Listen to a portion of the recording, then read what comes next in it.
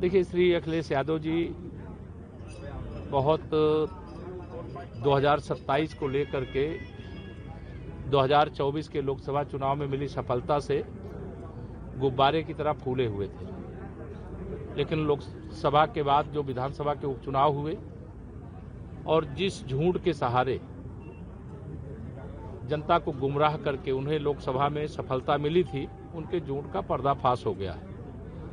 जहां भारतीय जनता पार्टी लोकसभा के चुनाव में शानदार प्रदर्शन नहीं कर पाई थी, लोकसभा चुनाव के बाद हरियाणा प्रदेश का चुनाव हुआ, वहां कांग्रेस को परास्त करके वहां भाजपा की सरकार बनाए। महाराष्ट्र में चुनाव हुआ, वहां भारतीय जनता पार्टी प्रचंडतम बहुमत से विजय प्राप्त की, वहां भी हमारी लोकसभा में सीटें कम हो गई थी। उसके बाद दिल्ली विधानसभा का चुनाव हुआ, वहां आम आदमी पार्टी की सरकार को जनता ने उखाड़ फेंका और भारतीय जनता पार्टी की वहां पर सरकार बनी।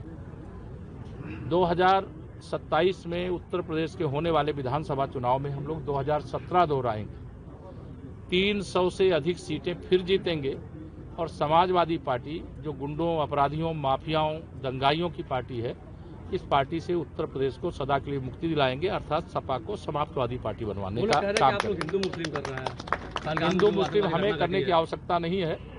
हम तो सबका साथ सबका विकास करते हैं। उनका चश्मा ठीक नहीं है, आंख का इलाज करा लें।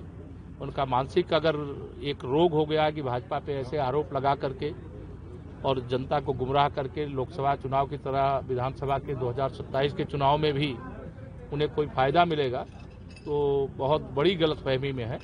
समाजवादी पार्टी इतिहास का सबसे खराब प्रदर्शन 2027 में करेगी, आप देखिए। आपको लगता है कि साजिश करना होना चाहिए? निश्चित तौर से देश के दुश्मनों से ब्याज के साथ हिसाब चुकता करने के लिए देश की सेनाएं तैयार हैं।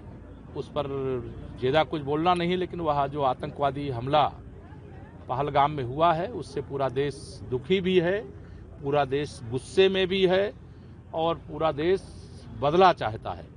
और माननीय प्रधानमंत्री श्री नरेंद्र मोदी जी ने लगातार इस बात को दोहराया भी है कि जिन लोगों ने भी निहत्थे पर्यटकों पर, जिनसे कोई लेना देना नहीं, उनके पास अगर बूता था, उनकी मां ने उनको दूध पिलाया था, तो हमारे सेना के जवानों से लड़ते, हमारे सुरक्षा बल के जवानों से लड़ते। निहत्थे लोगों पर गोली चलाना तो बहुत सरल काम है, लेकिन वो आतंकी कायर थे, वह आतंकी मानवता के दुश्मन थे। वह आतंकियों का जो मंसूबा था वह ध्वस्त हो जाएगा।